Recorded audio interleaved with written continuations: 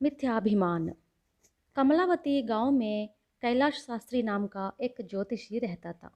भविष्य तो वह बताता ही था। ग्रहों के कुप्रभाव से बचने के लिए पूजा अर्चना भी करवाता था। कहते हैं जहाँ वटवृक्ष नहीं होता वहाँ एरंड का पौधा ही वटवृक्ष का स्थान पा जाता है। कैलाश शास्त्री की विद्या के बारे में भी ऐसा ही कहा जा सकता है, क्योंकि वहाँ कोई दूसरा ज्योतिषी तो था नहीं जिससे उसकी तुलना होती। जब कोई व्यक्ति शास्त्री के पास अपना कोई कष्ट लेकर पहुंचता तो वह बड़े गर्व से कहता, मैं जो कहूँगा सच होकर रहेगा। तुम्हें मुझ पर पूरा विश्वास करना होगा। मेरी इस विद्या के साथ अगर तुमने किसी तरह की दिल्लगी की तो मैं तुम्हें शाप भी दे सकता हूँ। एक बार ऐसा हुआ। उसके यहाँ दो ऐसे व्यक्ति आए जिन्होंने उसकी विद्या का मजाक उड़ाया। इससे कैलाश शास्त्री गुस्से में आ गया और अपना शाप दे बैठा, और इत्तेफाक से कई प्रकार के कष्टों ने उन्हें घेर लिया।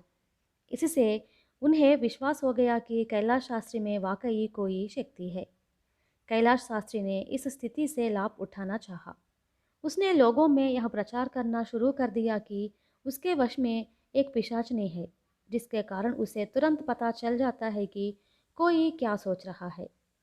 उसका यह भी कहना था कि नित्य शिव पूजा करने से उसे वाक्शुद्धि मिल गई और वह जो कहता है होकर रहता है।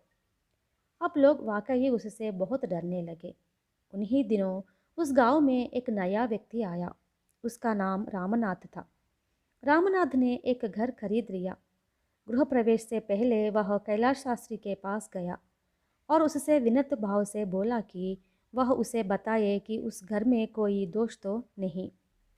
कैलाश शास्त्री ने तुरंत पलटकर कहा, जब घर खरीद ही लिया है तब मुझसे क्या पूछने आए हो? मैं ज्योतिषी हूँ, इसलिए सच सच कहना ही पड़ेगा।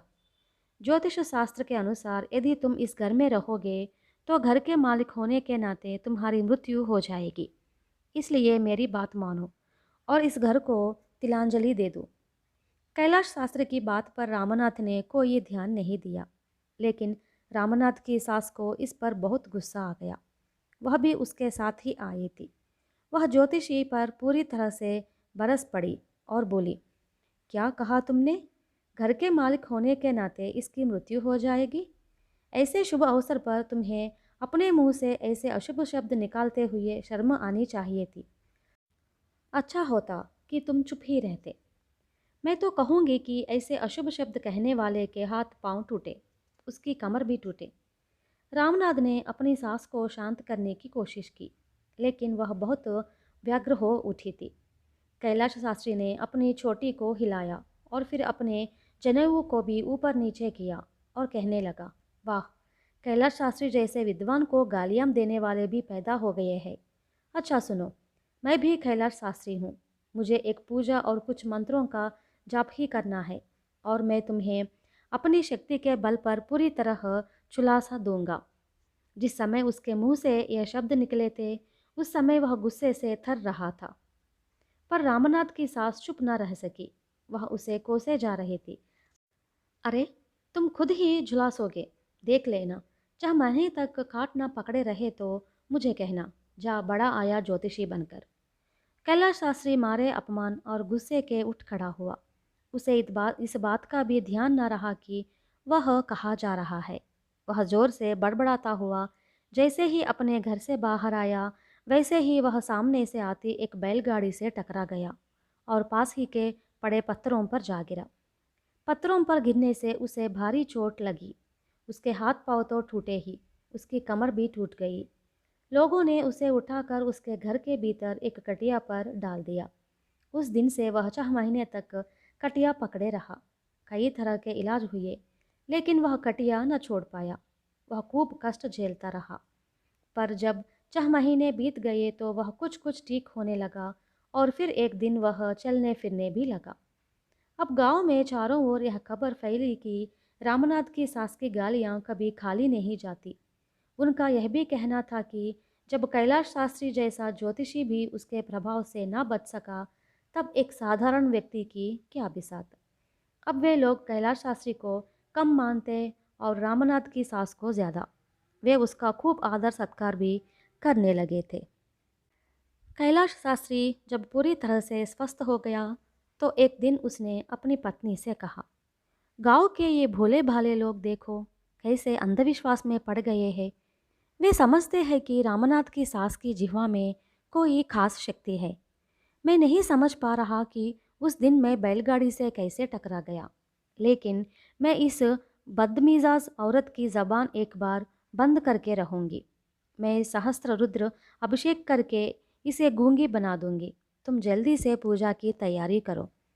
जिस समय कैलाश शास्त्री ये शब्द कह रहा था, उसमें प्रतिशोध की ज्वाला धधकती साफ नजर आ रही थी। लेकिन उसकी पत्नी दूसरे स्वभाव की थी। उसने पति की बात सुनकर बड़े शांत ढंग से मुस्कुराकर कहा, मुझे यह तुक समझ में नहीं आ रही। झगड़ा या दोस्ती बराबर वालों से होनी चाहिए।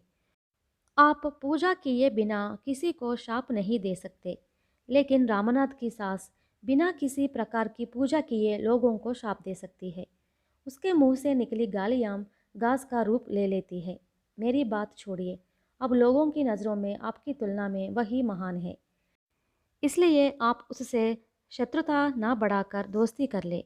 यह पूजा आप किसी पुण्य कार्य के लिए सुरक्षित रखें, यही मेरी सलाह है। पत्नी की बात कैलाश शास्त्री को जच गई। लोक कल्याण करने के बजाय दूसरों के प्रति हिंसभाव रखना उसे एक तरह से अपमानजनक लगा। वह समझ गया कि यह सब कुछ उसके मिथ्या गर्व के कारण हुआ है। उसका वह गर्व अब एकदम जाता रहा था। पर इसके साथ ही कैलाश शास्त्री को उस गांव में टिके रहना और भी अपमानजनक लगा। इसलिए वह एक रात चुपके से अपने परिवार के साथ वहां से खिसक लिया और दूसरे गांव में चला गया।